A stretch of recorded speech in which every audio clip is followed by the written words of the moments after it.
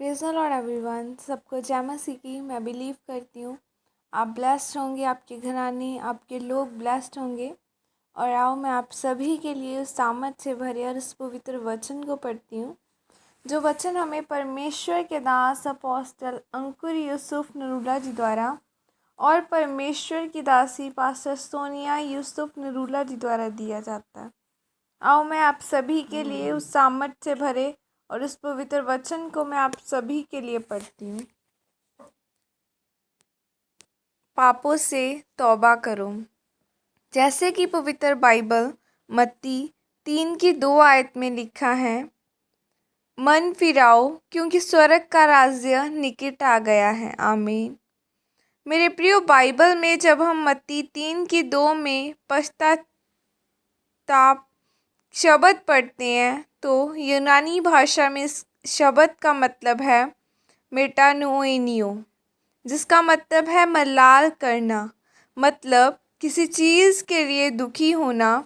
यूहन्ना ने कहा कि मलाल करो क्योंकि परमेश्वर का राज्य निकट आ गया है।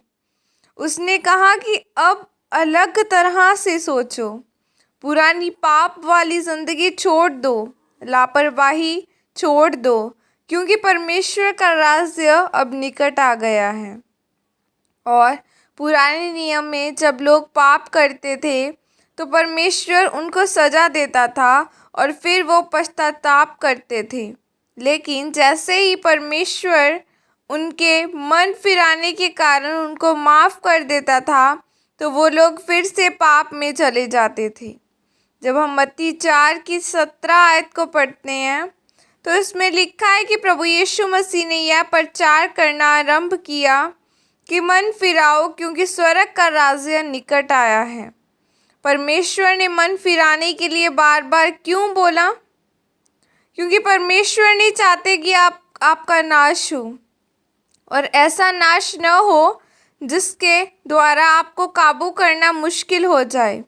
इसीलिए जब एक विश्वासी बिगड़ना शुरू होता है तो परमेश्वर उसे सज़ा देता है, लेकिन वो सज़ा हल्की होती है, क्योंकि परमेश्वर चाहते हैं कि जब लोग सज़ा को देखें तो वापस उनके पास मुड़ आएं। परमेश्वर आपको नाश नहीं करता। इसका मतलब यह नहीं है कि आप पाप में रहें, नहीं है, या परमेश्वर ने आपको माफ़ कर दिया है। उस समय वो आपको दायरे को कम करता है। लेकिन जब आप नहीं सुधरते, बार बार पाप करते हैं, तो फिर आखिर में परमेश्वर के पास आपको नाश करने के अलावा कोई और तरीका नहीं होता। इसीलिए प्रभु यीशु मसीह ने बोला कि जो कोई मुझ पर विश्वास करेगा वो अनंत जीवन को पाएगा, पर जो कोई मुझ पर विश्वास नहीं करेगा वो अपराधी ठहराया जाएगा और अनंत विनाश भोगेगा। उसका पृथ्वी पर भी नाश होगा और न्याय के समय में भी उसका नाश किया जाएगा। और जब एक विश्वासी मन फिराता है तो प्रभु यीशु मसीह को अपना उद्धारकर्ता ग्रहण करता है, तो वो सिर्फ स्वर्ग का जीवन ही नहीं पाता, पर इस धरती पर भी उसका स्वर्गीय जीवन शुरू हो जाता है और उसकी आत्मिक और शारीरिक बरकतें उसी वक्त शुरू हो जाती हैं। इसीलिए परमेश्वर ने बाइबल में बार बार पश्चाताप शब्द को इस्तेमाल किया है। परमेश्वर ने कहा कि पहले मलाल करो, यानी अपने पाप से, दुखों से, फिर पश्चाताप करो, और पश्चाताप करने के बाद आगे से इस बात का ध्यान रखो कि दोबारा पाप में न चले जाओ। इसीलिए मेरे प्रियो, पाप से पश्चाताप करो, बपतिस्मा लो और प्रभु यीशु मसीह को अपना उद्धारकर्ता स्वीकार करो। तब परमेश्वर आपको सारी आशीषों को आप पर उड़ेल देगा। आमीन।